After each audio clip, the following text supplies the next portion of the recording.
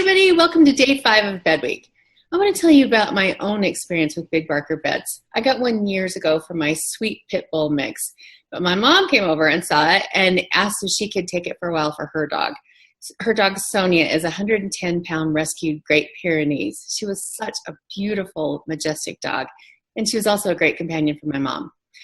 Once she got to be around 6 or 7, she started having joint pain, arthritis, and she was having a much harder time moving around. That's when my mom came by and asked if she could borrow my Big Barker for a while. And you don't say no to your mom, right?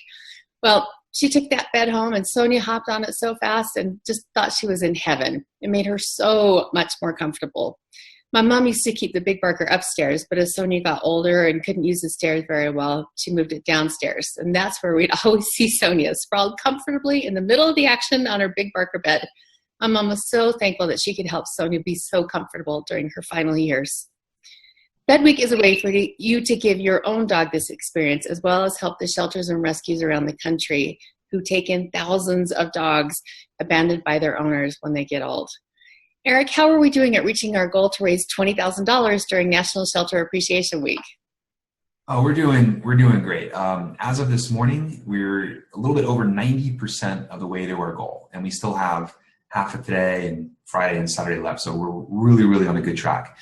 Just yesterday alone, another 453 people went and registered their support for one of our rescue partners. So now we've raised a grand total of $18,163 that'll be donated to rescues. So we're almost at that $20,000 goal.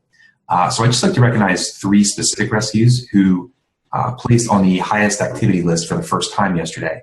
And those 3 are the Tornado Alley Bulldog Rescue in Oklahoma City, Sweet Pea for Animals in Paxton, Massachusetts, and the Labrador Retriever Rescue of Fresno.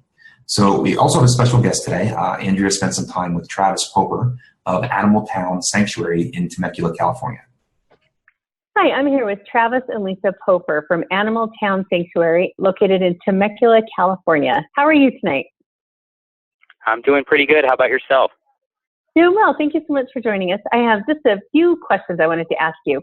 First of all, can you tell us what you and your shelter do to help homeless animals in your area? Sure. My wife and myself started Animal Town Sanctuary a few years ago. We were in a unique situation. We aren't able to have children of our own. So when we moved to a big piece of property, and we decided to dedicate our lives and our property to rescuing animals. We have great intentions, and we'd like to save all of them, but because we're privately funded and it's just pretty much my wife and myself and a couple of volunteers, we were only able to save, our particular breed, and our breed of choice was Siberian Huskies. So what we do is we go to our local shelter. We like to start in our own neighborhood and work our way out. And we get all the seniors that have been abandoned in the shelter, usually by their owners. And then we take them back to our sanctuary. We clean them up. We rehabilitate them, and they spend the rest of their lives here. That's fantastic. Thank you so much. That's beautiful dogs. Why is fundraising so important to Animal Town? Like I mentioned before, it's just my wife and myself. We're kind of a 2-man gang, and we have the occasional volunteers that help us for our fundraising events. We try to have one a year. It's hard for us to do that because we do have day jobs. So fundraising is everything to us. So we depend on that. We have medical bills, and we have vet bills, food bills. We don't adopt these dogs out. We take these dogs and they stay with us until they pass away from natural causes. So we are responsible for them for the rest of their lives here. We're finishing the job their owners didn't do. That's amazing and so touching. And okay, can you share one of your favorite rescue stories with us? Geez, that's my favorite part, actually. We have so many special rescues. We've had our mascot for many years was Coda. He was an epileptic husky, and he would have cluster seizures. He would have 3 seizures one day every 30 days for 8 years. And we cared for him for 8 years like that, and he had a great life. Unfortunately, he passed away last year from nasal cancer. And And then our other special one right now we have Pistachio, and she was a 12-year-old homeless. She was a homeless man's companion in Santa Monica. Normally we don't go far to LA, but in this case they reached out to us, and she's a real special girl. So we have her. She's definitely our superstar right now. But so many special dogs we've had. So many. I mean, they all come, from owners, and they've been, trained and cared for, and they all have these personalities. And it's a shame that people couldn't care for them until the very end. But my pleasure to do that. Thank you. I mean, what an incredible service. I can't even imagine doing that. I mean, keeping the dogs until they pass away. That's amazing to me. That's kind of the hard part. We haven't found out.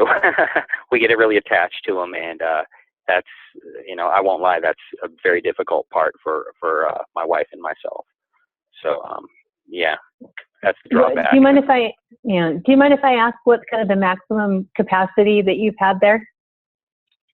At one time we've had, like I said, it's only my wife and myself, and I didn't tell you we don't have cages at Animal Town. So all these dogs have to coexist with each other. And because they're seniors, they're usually able to do that. We've had about 10 at one time.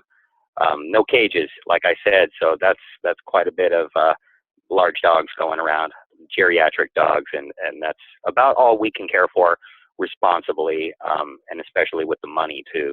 So we never bite off more than we can chew. We do network them a lot if we can't take them, and we do the best we can with what we have.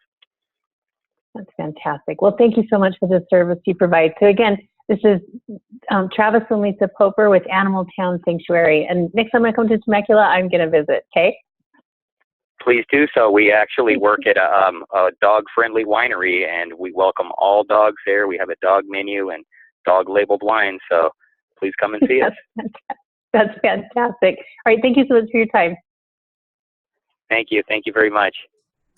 Thanks so much, Travis. We're really happy that you're participating in Bed Week. So for everybody else, if you want to help us hit and possibly even blow past our goal and get $20,000 or more into the hands of the rescues who need these funds, start by going to bedweek.com, pick one of our rescue partners to support, and either get your Big Barker bed today or share this message with anyone else you know that loves rescue dogs.